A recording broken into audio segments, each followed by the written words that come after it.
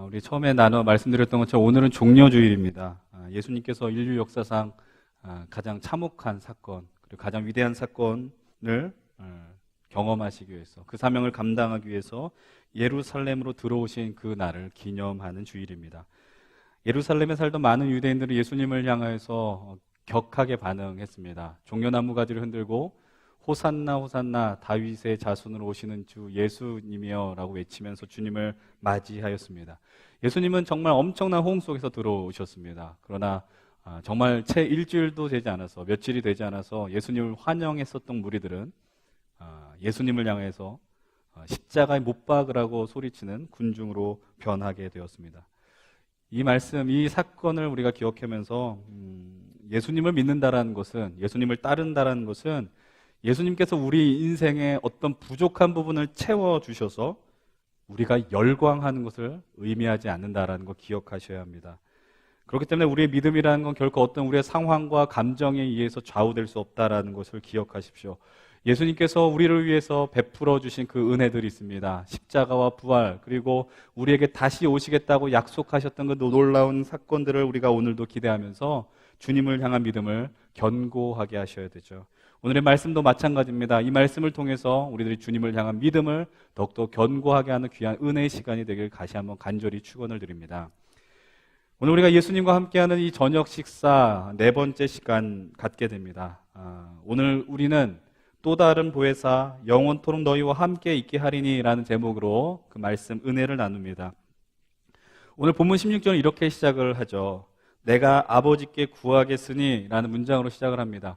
이 말의 의미는 예수님께서 기도의 제목들을 이 제자들에게 나눠주고 있더라라는 것이죠. 우리가 이 말씀의 내용 시리즈를 시작하면서 자꾸만 이 식탁의 분위기가 어떠한지를 여러분들에게 상기시켜 드렸습니다. 조금 후에는 너희들이 나를 보지 못할 것이다. 예수님이 제자들에게 가장 많이 하신 말씀이 이거죠. 내가 이제 너희들을 떠날 것이고 너희들은 나를 보지 못할 거야 라고 말씀을 하고 계십니다. 이 말의 의미는 바로 예수님이 이제 십자가의 사건 앞에 바로 그것이 턱 밑까지 왔다라는 것을 표현해주고 있습니다. 그 순간 제자들이 느꼈었던 감정은 허탈함이었고 당혹감이었다. 우리의 언어로는 표현할 수 없는 감정들이 제자들을 덮었을 것이다라고 말씀을 드렸습니다. 그럼 그들을 향해 예수님이 보여주셨던 모습은 제자들의 발을 씻겨주셨습니다. 그리고 이렇게 말씀하시죠. 내가 너희를 사랑한 것 같이 너희도 서로 사랑하라. 예수님은 제자들을 진실로 사랑해 주셨습니다.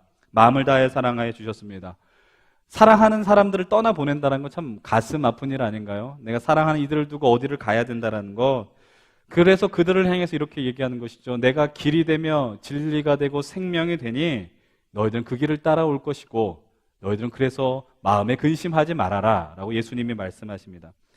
오늘도 예수님은 지난주 우리가 나눴었던 그 말씀과 14장 1절의 말씀과 동일한 말씀을 14장 27절을 통해 말씀해주고 계시죠. 27절의 말씀을 우리 한 목소리로 읽어보겠습니다. 27절입니다. 시작. 평안을 너희에게 끼치노니 곧 나의 평안을 너희에게 주노라. 내가 너희에게 주는 것은 세상이 주는 것과 같지 아니하리라. 너희는 마음에 근심하지도 말고 두려워하지도 말라. 아멘. 예수님이 제자들 향해서 또 하나의 위로의 약속을 해주시죠. 바로 평안을 주시겠다는 겁니다. 여러분, 근데 그 평안이 어떤 평안이라고 이야기합니까? 세상이 주지 못하는 평안이라고 이야기를 하고 있어요. 그리고 동일하게 말씀하십니다. 너희는 마음에 근심하지 말아라. 두려워하지 말아라. 지난주 말씀드렸던 것처럼 우리는 우리 인생 속에서 불안과 근심을 갖는 것은 너무나 당연한 경험이라고 말씀을 드렸습니다. 그 불안과 근심을 낯설게 대하지 말라고 말씀을 드렸습니다. 그러나 그 불안과 근심이 우리를 늘 덮는 것은, 그래서 우리를 늘 불안하게 하는 이유는 무엇입니까? 평안함이 없다라는 것이죠. 평안함이 없고 늘 위협 가운데 있고, 그래서 사람들은 평안하기 위한 방법들을 수차례 애쓰며 연구하기 이르렀다라는 것이죠. 그러나 우리들이 다 아는 것처럼 그런 우리에게 온전한 평안을 주는 것은 단 하나도 없다라는 것을 역사적으로도 증명하고 있습니다. 그러나 오늘도 우리는 평안을 구하죠. 오늘 여러분 이 자리에 왜 오셨습니까? 평안하기 위해서 오셨습니다. 마음의 안정이 필요하거든요. 마음의 위로가 필요하죠. 그래서 오늘 우리는 세상이 주는 평안이 없을까라고 또 세상을 향하여 기웃기웃거리고 있습니다. 많은 돈을 벌 수 있다면 또 평안을 얻을 것 같습니다. 사랑하는 사람을 만나게 되면 평안을 얻을 것 같고요. 또 많은 여행을 다니면 좀 그것이 평안해질 것 같습니다. 또 나의 어떤 인생의 가치를 발견하게 되면 평안할 것이다라고 우리는 생각하지만, 그러나 우리들이 모두 다 도달하는 결론은 무엇입니까? 그 안에 평안이 없다라는 겁니다. 여러분, 사실 평안의 개념은 세속적 개념이 아닙니다. 여러분, 세상에서 우리가 얻을 수 있는 것은 엄밀하게 말하면 평안이 아닙니다. 편안을 얻을 수 있습니다. 여러분, 옛 격언에 이런 말이 있지 않습니까? 우리들이 돈으로는 침대를 살 수 있지만 잠을 살 수 없다라고 이야기하죠. 우리가 돈으로는 좋은 의사를 만날 수 있지만 건강은 살 수 없다라고 이야기합니다. 돈이 있으면 결혼을 할 수 있지만 진정한 사랑은 얻을 수 없다라고 이야기하죠. 여러분, 편안함은요, 세상의 가치, 세상의 방법으로 분명 얻을 수 있을 것입니다. 그러나 그 근원, 진실된 평안함은 우리의 인간의 방법으로는 얻을 수 없다라는 것이죠. 그 이유는 간단합니다. 평안의 속성은 영혼과 맞닿아 있기 때문입니다. 평안이라는 개념은 영혼의 가치 속에서 발견할 수 있는 것이죠. 그래서 오늘 예수님이 이렇게 말씀하십니다. 평안을 준다. 근데 그것이 누구의 평안이라고 이야기하시느냐? 나의 평안을 너희에게 준다라고 이야기하시죠. 이것은 세상의 평안이 아니라 예수님만이 주실 수 있는 평안이다. 더 분명하게 이야기하면 예수 그리스도가 자체가 평안이라는 이야기입니다. 여러분, 그럼 이 질문을 던져야 됩니다. 그렇다면 우리 안에 이 평안함을 어떻게 누리느냐라는 거예요. 우리가 이 평안함을 어떻게 경험할 수 있는가? 이제 우리가 다시 예수 그리스도의 말씀에 집중하며 나가십시다. 우리가 선택한 본문 16절 이후의 말씀으로 돌아가셔서 예수님의 기도의 모습, 간구의 내용을 바라보셔야 되죠. 두려움과 불안의 자리에 있었던 제자들, 그들을 향해서 뭐라고 이야기하십니까? 내가 너희들 위하여서 기도하겠다라고 주님이 친히 말씀해주고 계시죠. 여러분, 이거는 좀 나중에도 나눌 부분이긴 하지만 주님은 어떤 분이십니까? 우리 예수님은요, 이 땅에 치열한 삶을 살아가는 이들을 위하여 기도해 주시는 분이십니다. 여러분, 그것이 우리에게 얼마나 큰 위로가 됩니까? 적당한 예가 될지 모르겠지만 누군가 여러분들을 위하여서 기도해 준다라는 말을 들으면 우리는 참 좋습니다. 예, 마음이 기쁘고요, 감사한 마음이 들어요. 근데 여러분은 이런 예 적당한지 모르겠습니다. 근데 제가 최정기 목사가 여러분들을 위해서 기도해 준다라는 게 어떤 사람은 물론 위로가 될 수 있겠지만, 그러나 비교 대상이 누구예요? 예수님이 위에서 여러분을 위해서 기도해 주신다. 제가 기도해 주는 것과 주님이 여러분들을 위해서 기도해 주는 것, 어떤 게 더 마음에 평안함이 있겠습니까? 비교 대상이 되지 않죠. 예수님이 우리를 위해서 기도해 주신다. 그것이 오늘 우리에게 주어진 가장 놀라운 은혜와 축복이다라는 사실입니다. 이 말 자체로 우리는 큰 위로와 감사를 고백하게 되죠. 그런데 예수님이 어떤 기도의 내용을 간구하시느냐? 오늘 우리가 그것을 보게 됩니다. 다시 한번 16절의 말씀을 한 목소리로 읽어보기를 원합니다. 16절 시작. 내가 아버지께 구하겠으니 그가 또 다른 보혜사를 너희에게 주사 영원토록 너희와 함께 있게 하리니. 주님께서 우리에게 또 다른 보혜사를 주신다라고 말씀하십니다. 보혜사란 단어가 여러분들 어떻게 다가오십니까? 여러분, 제가 어렸을 때 신앙생활할 때 좀 이해 안 되는 단어가 보혜사라는 거였어요. 보혜사가 과연 어떤 의미가 있을까? 자꾸 말씀 속에서 보혜사 그러는데 무슨 절 이름 같잖아요. 그렇지 않습니까? 근데 무슨 이게 과연 어떤 것을 의미할까라는 거죠. 여러분, 근데 우리가 이 예수님 말씀하시는 보혜사가 어떤 것인지 26절의 말씀을 통해서 아주 분명하게 말씀하고 있습니다. 26절 전반부에 뭐라고 이야기합니까? 보혜사 곧 아버지께서 내 이름으로 보내실 성령이라고 이야기하죠. 내 이름을 보내실 성령. 그러니까 보혜사는 무엇을 의미하는 거예요? 성령을 의미하는 겁니다. 자막을 지워주십시오. 성령님인데 그렇습니다. 예수님 또 다른 보혜사를 보내주시기를 간구한다라고 말씀하셨습니다. 여러분, 제자들이 예수님이 승천하시고 그 열흘의 기간 동안 그 마가의 다락방이라고 하는 그곳에서 열심히 기도했습니다. 그때 어떤 기도를 드렸어요? 성령의 임재를 간구했습니다. 예수님이 약속하신 이 성령을 대망하면서 그들이 간절히 바라며 열흘간의 영적 집회를 열었었다는 것이죠. 여기서 한 가지 좀 질문 던져봅니다. 여러분, 성령님 하면 여러분들이 갖고 있는 이미지는 어떤 것이죠? 성령님 하면은 여러분들이 마음속에 생각드는 이미지나 어떤 생각들이 무엇입니까? 아마도 대부분들은 신비로운 체험 같은 거가 여러분들 마음속에 떠오를 것 같아요. 기적, 어떤 역사, 어떤 은사. 성경에서 성령과 연결되는 이미지는 무엇이냐면은 바로 불, 물, 비둘기와 같은 신비로운 이미지를 많이 대입을 하고 있습니다. 여러분, 혹시 치유 집회 이런 거 경험해 보셨어요? 성령 은사 집회라는 거, 이런 거 참석해 본 분들 있으십니까? 성령의 역사가 일어난다는 그 장소를 가게 되면은 우리의 이성과는 상당히 거리가 느껴지는 그런 모습들이 드러나게 됩니다. 그래서 예수님을 처음 믿는 분들이라든지 기독교에 대한 깊은 이해가 없는 분들에게는 좀 거부감을 줄 때도 있습니다. 예를 들면은 그 집회를 인도하는 그 목회자가 안수를 하게 될 때 많은 사람들이 쓰러지는 현상이 일어나게 되죠. 넘어짐의 현상이 일어나게 되고, 또 어떤 곳에서는 막 거룩한 웃음이라고 표현하더라고요. 기도를 할 때 사람들이 막 다 웃는 일들이 벌어지게 됩니다. 또 우리가 성령하면 제일 많이 생각하는 거 뭐예요? 성령의 은사 중에서 제일 대표적인 거 방언의 은사도 생각합니다. 제가 오늘 이 시간은 뭐 그런 역사에 나타나는 것에 대해서 우리가 많은 이야기를 나누지 않고요, 또 그것에 대해서 평가하지는 않겠습니다. 여러분, 분명 그런 모습 속에서 성령의 역사심이 분명한 것도 있습니다. 그러나 어떤 사람은 그런 것들을 조작하는 사람들도 있어요. 그래서 자신의 능력을 과시하는 사람들도 있습니다. 여기서 여러분 한 가지 좀 예를 들면은, 여러분 방언의 은사를 받은 분들이 있을 것이지만 또 방언의 은사를 경험하지 못한 분들도 있을 것입니다. 만약 여러분 방언을 경험하지 못하면, 방언의 은사를 받지 못하면 성령의 역사가 우리에겐 없는 것이냐, 성령님이 함께하지 않는 인생이냐, 그건 결코 아니라는 거죠. 오히려 방언 기도하면서 사고친 사람을 더 많이 봤습니다. 여러분 결코 그렇지 않아요. 나중에 기회가 되면 성령의 역사하심, 은사에 대해서 좀 나눌 기회가 있을 것 같아요. 오늘 우리가 이 말씀을 나누면서 중요한 두 가지 전제를 우리가 깔고 말씀 앞에 서야 합니다. 우선 성경은 성령의 은사에 집중하기보다는 성령의 열매에 집중한다는 거죠. 그것이 우선 다 그래요. 성령의 은사에 집중하지 않습니다. 성령의 열매에 집중합니다. 우리에게 어떤 능력이 드러나는가는 중요하지 않습니다. 주님의 능력이죠. 대신 그 능력을 통해서 우리가 하나님 앞에 어떤 영광을 돌리며 어떤 열매를 맺을 것이냐, 그것이 주님에게 더 중요한 일이라는 겁니다. 그리고 두 번째로 우리가 가져야 된 전제는 이것이죠. 이 보혜사 성령님은 우리가 생각하는 것보다 꽤 겸손하신 하나님이라는 겁니다.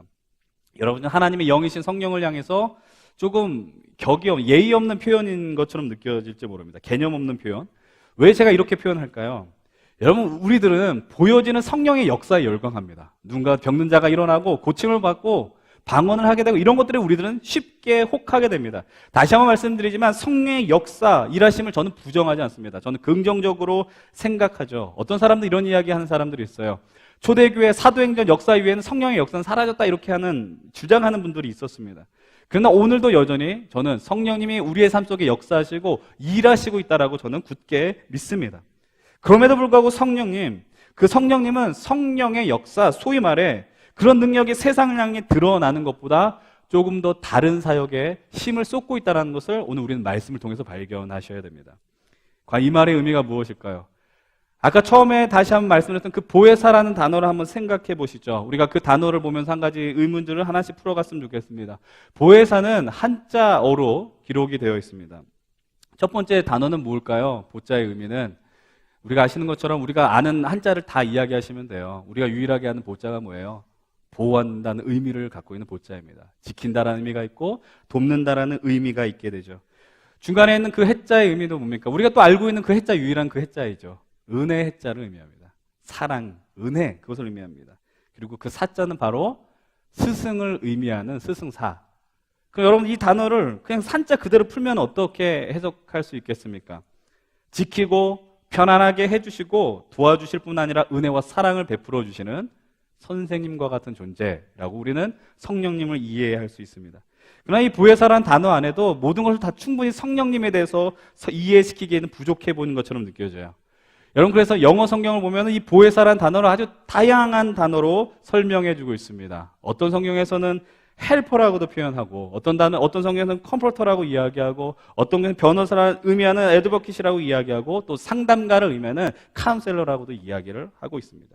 변호사가 되기도 하고, 중재자가 되기도 하고, 위로자가 되기도 하고, 도움을 주시는 분이기도 하고, 이것이 누구냐? 바로 보혜사 성령님이라는 것이죠. 신약성경 원문을 보게 되면 헬라어로 성령님은 파라클레토스라고 이야기합니다. 보혜사는 파라클레토스. 여러분, 파라라는 단어는요, 전치사입니다. 어디 옆에라고 이야기하죠. 클레토스는 있는 자를 의미합니다. 그럼 간단하지 않습니까? 파라클레토스는 뭐예요? 누구 옆에 계신 분이라는 거예요. 성령님은 옆에 계셔서 우리를 도와주시는 분이다라고 말씀하는 겁니다.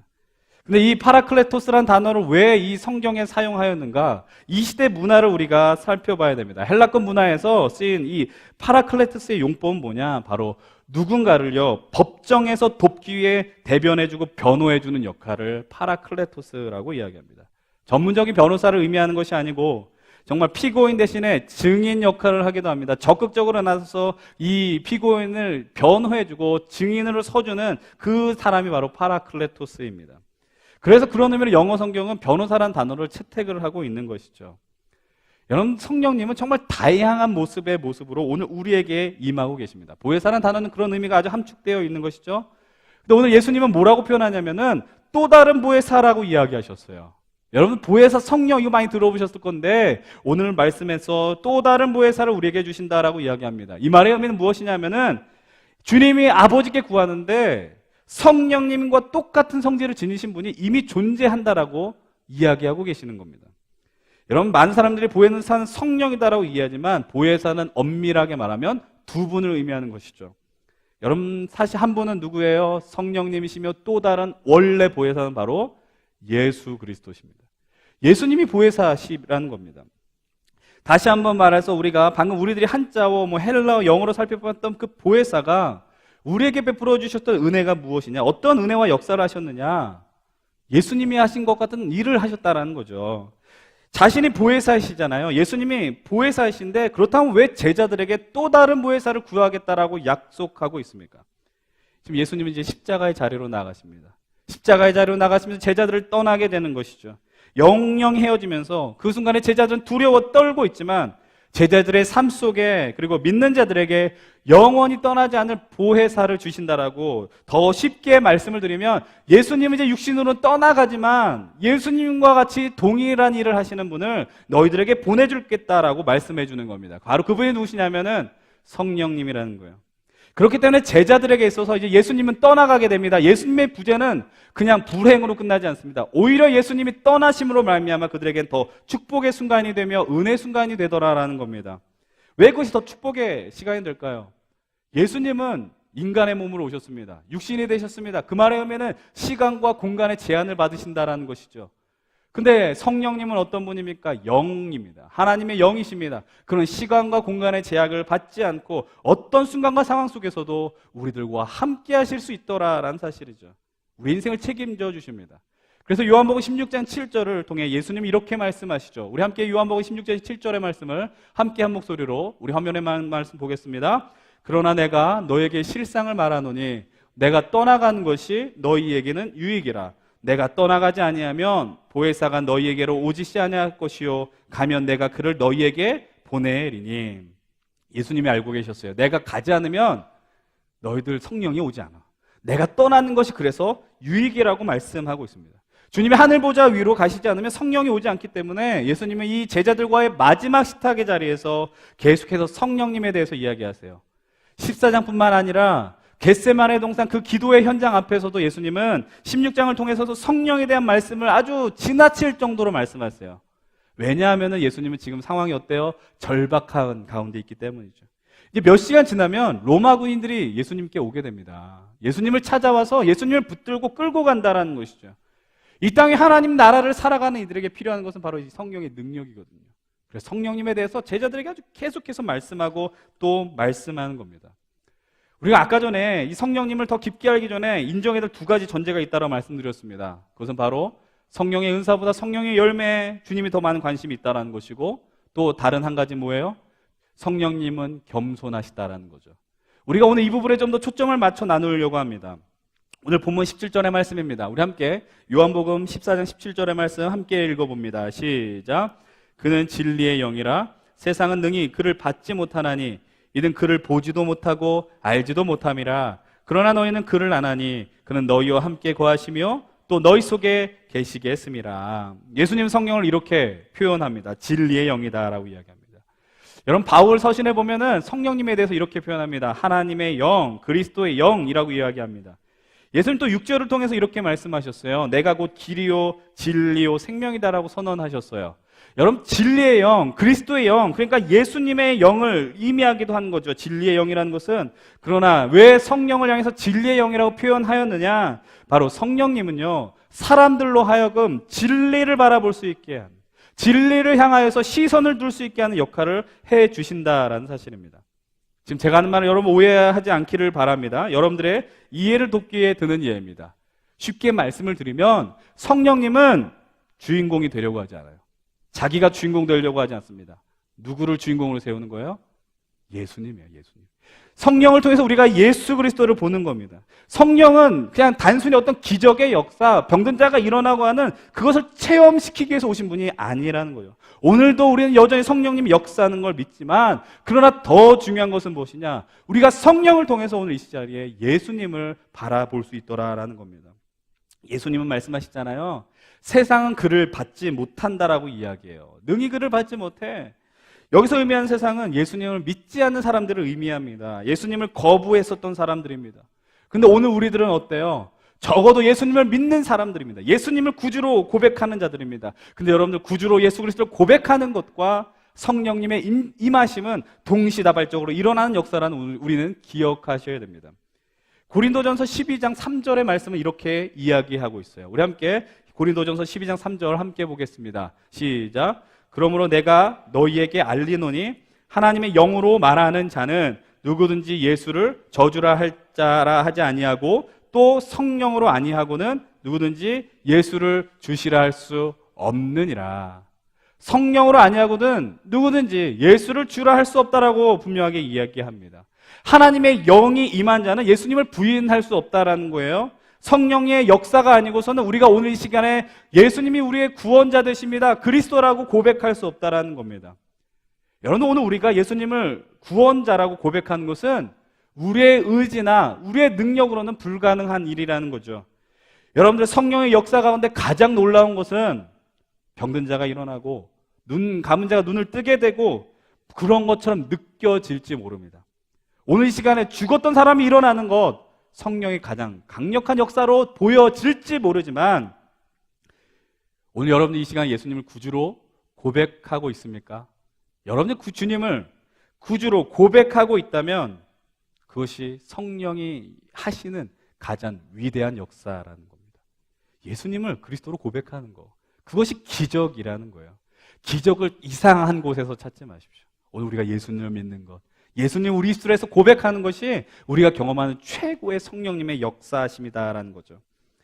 예수님께서요 18절과 19절을 통해서 제자들에게 도전과 위로의 음성을 주시죠. 우리 18절 19절의 말씀도 함께 읽어보겠습니다. 시작.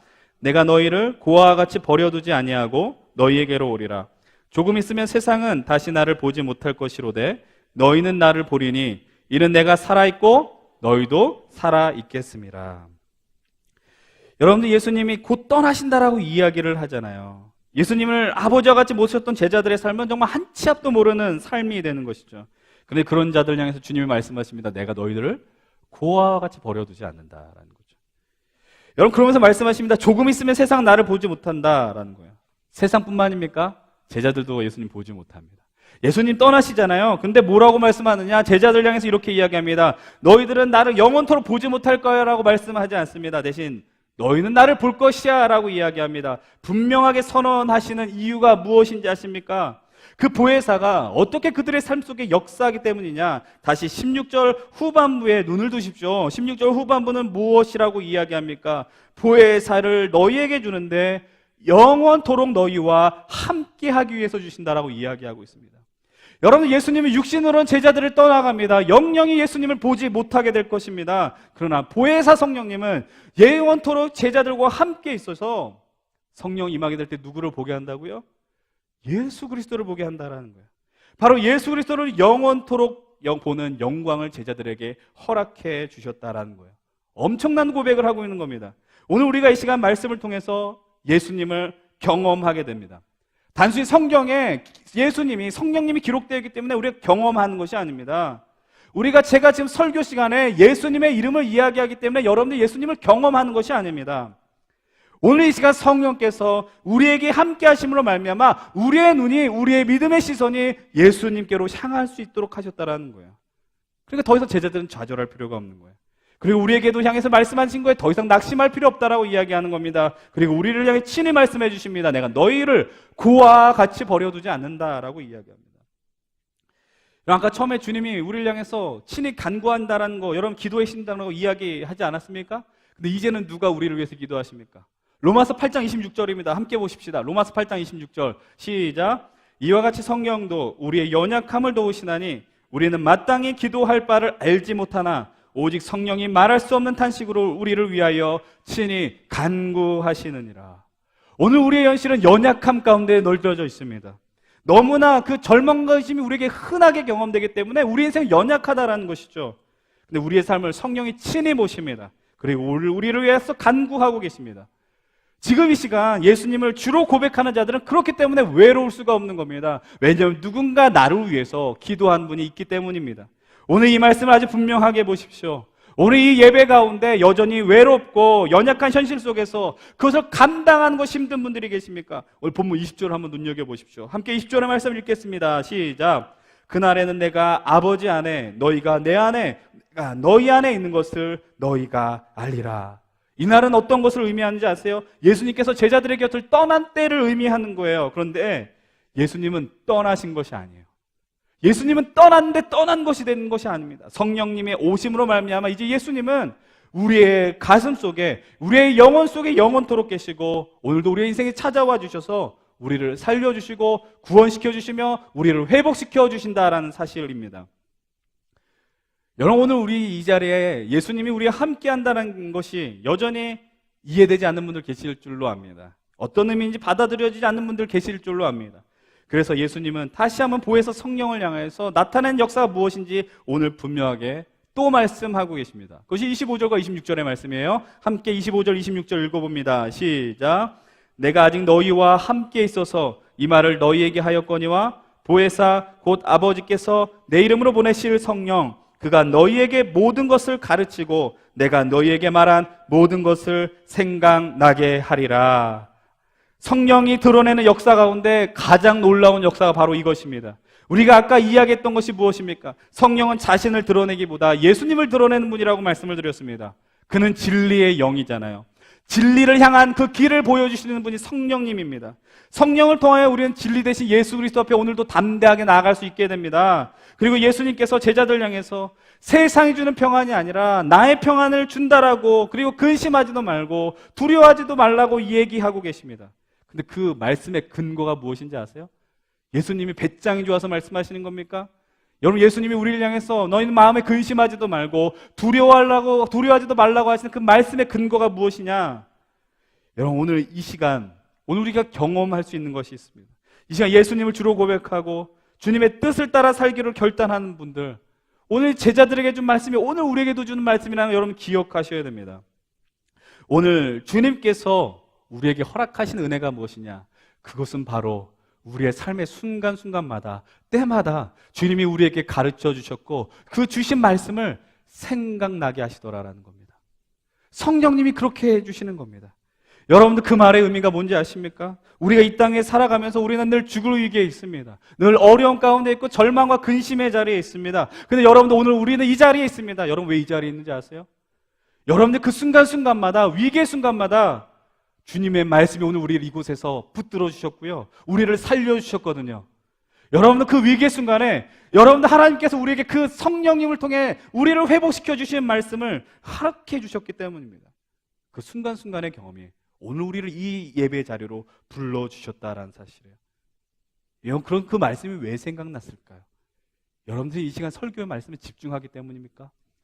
여러분들이 어렸을 때 교회 밖에서 성경 암송을 열심히 하셨기 때문입니까? 물론 그럴 수 있습니다. 그러나 그것이 전부가 아니죠. 성령께서 가장 우리의 인생 속에서 가장 합당한 순간에, 가장 완벽한 순간에 우리를 회복시키는 그 말씀을 생각나게 해주신다라는 거예요. 여러분들, 우리가 지금까지 경험한 그 말씀을 우리의 인생 속에서 가장 적절하게 말씀해 주시고 인도해 주시는 겁니다. 그것을 우리는 무엇이라고 불러야 되는지 아세요? 기적이라고 불러야 돼요. 내가 죽어야 되는 그 순간에 주님 말씀해 주셔서 우리는 살아날 힘을, 담력을 얻게 되는 것입니다. 여러분, 근데 우리가 이 은혜를 풍성하게 누리기 위해서 해야 될 일들이 있음을 기억하셔야 됩니다. 성령님이 아무리 우리에게 은혜를 베풀고 싶지만 우리에게 인풋이 된 말씀이 없으면 늘 우리는 어떤 말씀이 생각나요? 두려워 말라, 놀라지 말라, 내가 너와 함께함이니라, 내게 능력 주시는 자에서 내가 모든 것을 할 수 있느니라. 이 말씀 말고는 생각나는 게 없어요. 왜 그런지 아십니까? 우리가 보고 싶은 말씀만 보기 때문이에요. 여러분, 그렇기 때문에 오늘 이 시간이 중요합니다. 집중하셔야 됩니다. 네, 선포되어지는 말씀 앞에서 여러분 눈을 부릅뜨면서 여러분들의 영혼을 열고 그 말씀 앞에 머물러야 됩니다. 성령님은요, 우리에게 자꾸 말씀을 생각나게 하고 싶은데 들은 게 없는데 생각이 안 난다라는 거죠. 성령님의 역사하심을 방해하지 마십시오. 말씀을 인풋시키세요. 말씀을 열어보십시오. 오늘도 선포된 이 말씀을 기억하며 성령님은 이런 분이다라고 여러분들 기억하십시오. 그때 우리의 삶이 더욱더 풍성해지는 겁니다. 말씀이 들어오면 회복되는 거예요. 말씀을 경험하면 우리 안에 진심으로 평안이 경험되어지는 겁니다. 하나님의 말씀과 그 평안함은 절대로 동떨어지지 않습니다. 늘 성령께서 우리에게 말씀하실 때 성경과 상관없는, 예수 그리스도와 상관없는 말씀 주시지 않아요. 성령님이 역사한다는 것은 마치 선무당이 사람 잡는 것 같은 그런 모습을 드러내는 게 아니에요. 여러분들 세상에서도 용한 사람을 찾아요. 근데 교회에서도 그런 사람 찾더라고요. 영빨 좋은 누가 있는데. 그건 진실이 아니에요. 그런 것을 여러분 거부하셔야 됩니다. 이 말씀을 정리해야 합니다. 지금까지 우리는 성령님을 너무 신비한 힘으로 바라보시지 않았습니까? 능력으로만 인식하시지 않습니까? 그런데 이 성령님만큼 인격적인 분이 없음을 여러분들 기억하십시오. 성령님 통하여 오늘 우리는 예수님을 더 깊게 바라볼 수 있습니다. 요즘 우리의 삶에 여전히 불안하고 두려운 순간이 있습니까? 억울하고 답답한 순간이 있습니까? 그때 성령께서 우리를 향해서 우리의 환경을 급작스럽게 바꿔서 그렇게 기적을 베푸시는 영광을 꽤 드러내시는 분은 아닙니다. 그럼 어떻게 역사하시느냐? 보혜사 성령님, 우리 곁에 계셔서 우리를 보호하시고 인도하시고 은혜와 사랑을 베풀어 주시고요. 근데 그 안에 어떤 의미가 담겨 있다고 그랬죠? 변호해 주신다라고 이야기했어요. 파라클레토스를 기억하십니까? 오늘 우리가 이 땅에 살면서 억울한 일이 꽤 있으실 겁니다. 답답한 일이 꽤 많을 거고요. 내가 그 억울함을 풀고 호소하고 싶은데 내 안에 억하, 이 화가 쌓여서 답답한 그런 상황에 놓여 있을지 모릅니다. 근데 우리 성령님은 우리를 포기하시지 않습니다.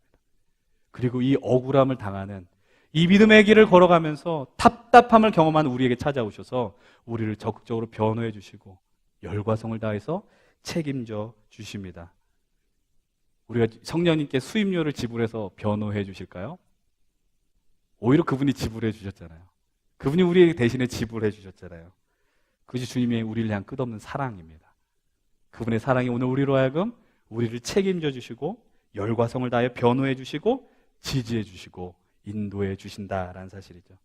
주님을 구주로 고백한 여러분들, 하나님의 자녀의 삶을 사는 이들은 성령님께서 결코 포기하지 않습니다. 우리가 눈물 짓는 그 자리에 함께 울어주시고요, 우리를 위해 친히 기도해 주시고요, 하나님 나라를 담대히 살 수 있도록 격려해 주십니다. 오늘 우리가 그분과 함께 하는 거예요. 이 자리에 함께 하셔서 오늘 우리의 눈을 열어서 이 말씀 앞에 서게 하는 겁니다. 예수님은 2000년 전 하늘나라로 올라가셨습니다. 승천하셨습니다. 그리고 다시 오실 것을 약속하셨습니다.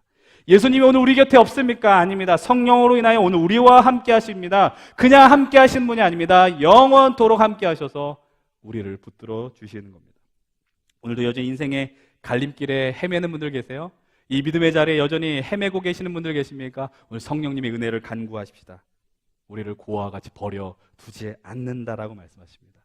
영원토록 함께 하셔서 예수 그리스도께서 다시 오시는 그날까지 우리 이 평안을 경험하십시다. 세상으로부터 평안을 얻지 마십시오. 나의 평안을 너희에게 주노니 마음에 근심하지 말고 두려워하지 말아라. 이 그 기쁨을 영원토록 누리시면서 이 믿음의 길을 걸어가시는 우리 복된 인생 사시는 우리 잠실교회 청년 동역자들과 우리 예배자들에게 주의 이름으로 간절히 축원드립니다. 우리 이 시간에 함께 찬양하며 성령님의 임함을 환영하시고 기뻐하십시다. 준비한 예물도 함께 좀 드리기를 원합니다. 허무하신